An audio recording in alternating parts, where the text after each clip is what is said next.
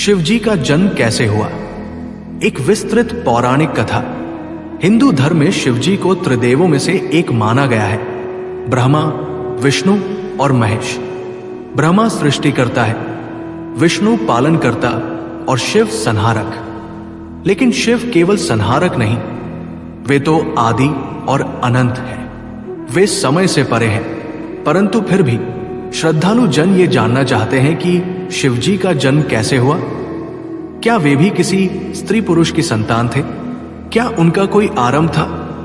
Video में आगे बढ़ने से पहले हमारे YouTube चैनल जीवन ज्ञान संगम को लाइक एंड सब्सक्राइब करें और कमेंट में हर हर महादेव जरूर लिख दे, आपका कल्याण होगा।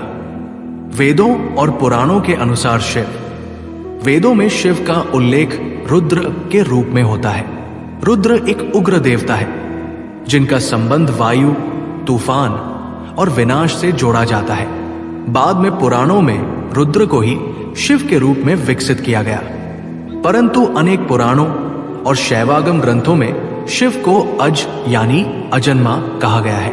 उन्हें स्वयंभू कहा गया है, जो स्वयं उत्पन्न हुए। फिर भी कुछ पौराणिक कथाएं उनकी उत्पत्ति के रहस्यों को अलग अलग रूपों में वर्णित करती है। अब आइए एक प्रमुख पौराणिक कथा से जानते हैं कि शिवजी का जन्म कैसे हुआ। सृष्टि की शुरुआत से पहले जब कुछ भी नहीं था, न आकाश, न पृथ्वी, न जल, न अग्नि, केवल अंधकार था। उस अंधकार में एक रहस्यमयी शक्ति विद्यमान थी जिसे परब्रह्म कहा जाता है। परब्रह्म नीदर मेल नोर फीमेल, नीदर फॉर्म नोर फॉर्मलेस। वो एक दिव्य ऊर्जा थी। उस शक्ति से ही ब्रह्मा प्रकट हुए। ब्रह्मा ने जब सृष्टि का विचार किया तो उन्होंने पहले जल की रचना की और उसमें एक बीज डाला। उस बीज से एक विशाल सुनहरी कमल निकला। उस कमल से विष्णु प्रकट हुए। ब्रह्मा और विष्णु दोनों ने मिलकर सृष्टि की रचना प्रारंभ की। सृष्टि की रचना तो प्रारंभ हो गई, परंतु उसका संतुलन बनाए रखने के लिए एक ऐसी शक्ति की आवश्यकता थी जो सहार करे, क्योंकि बिना सहार के न तो पुनर्जन्म होता और न ही विकास। तब ब्रह्मा और विष्णु ने उस शक्ति को प्राप्त करने हेतु ध्यान किया। वे दोनों हजारों वर्षों तक तप करते रहे। अंततः एक दिन उनके सामने एक तेजस्वी प्रकाश प्रकट हुआ, एक अग्निशिखा जो अनंत ऊंचाई तक जाती थी और जिसकी कोई जड़ नहीं दिखती थी। वो कोई स्तंभ नहीं था, नहीं कोई साधारण प्रकाश, वो ब्रह्मांडीय अग्नि थी। वो अग्निशिखा वास्तव में शिवलिंग थी। ब्रह्मा और विष्णु ने उस अग्निशिखा का आदि और अंत ढूंढने का प्रयास किया।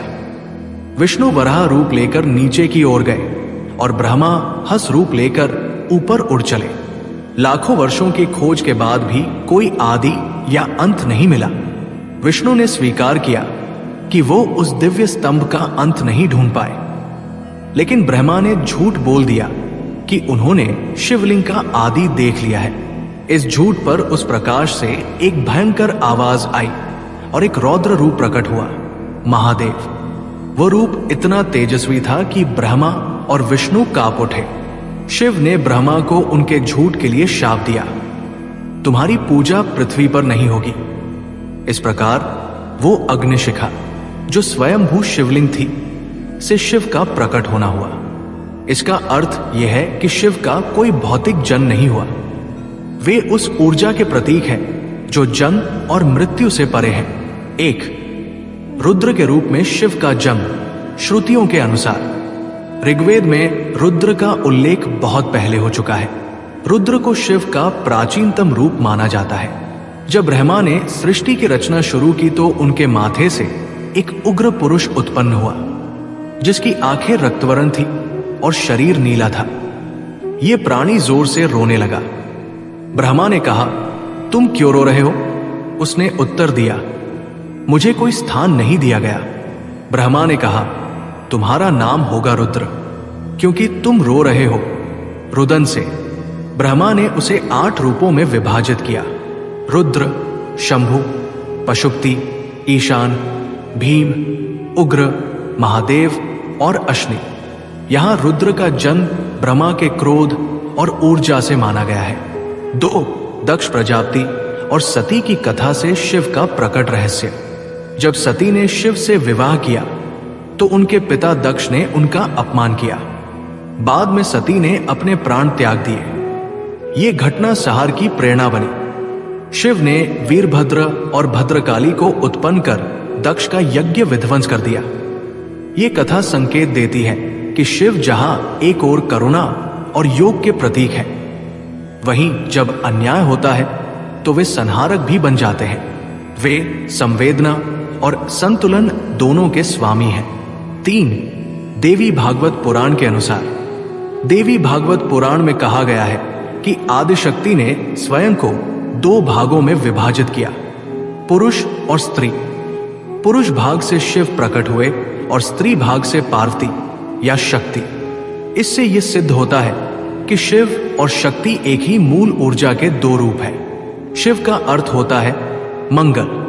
वे काल के पार है, जिन्हें महाकाल कहा जाता है। उनका न कोई आदि है न अंत। शिव कोई मानव रूप नहीं, बल्कि एक चेतना है, एक ऊर्जा जो ब्रह्मांड को चलाती है। वे योग है, ध्यान है, नाद है और शून्य भी है। तीसरा नेत्र प्रतीक है अंतर्ज्ञान का, चेतना का, सत्य को देखने का। यह बताता है कि शिव केवल भौतिक रूप से नहीं, मानसिक और आध्यात्मिक रूप से भी ब्रह्मांड के संचालन में सहायक है।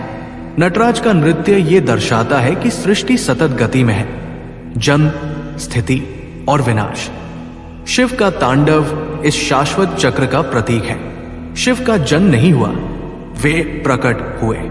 ये प्रकट होना आत्मज्ञान का प्रतीक है। जब साधक अपनी चेतना में जागता है तब शिव का जन्म उसके भीतर होता है। शिव बाहरी देवता नहीं, बल्कि आत्मा की परम स्थिति है। जब हम मैं के बंधन से मुक्त होते हैं तब शिव प्रकट होते हैं। तो क्या शिव जी का कोई जन्म हुआ था? यदि पौराणिक दृष्टि से देखें तो वे स्वयंभू हैं। अग्नि से प्रकट हुए, ब्रह्मा विष्णु के ध्यान से उत्पन्न हुए। यदि वेदों से देखें तो वे ब्रह्मा के मन से उत्पन्न रुद्र है। लेकिन आध्यात्मिक दृष्टि से देखें तो शिव कोई जन्म लेने वाली सत्ता नहीं, बल्कि अनंत ऊर्जा है, जो न तो कभी जन्मी थी न कभी मरेगी। शिव है अस्तित्व के मूल। शिव है समय से परे। शिव है चेतना, प्रेम और पराशक्ति का संगम। आज के लिए बस इतना ही। मिलते हैं न्यू वीडियो पर। जय हिंद, जय भारत।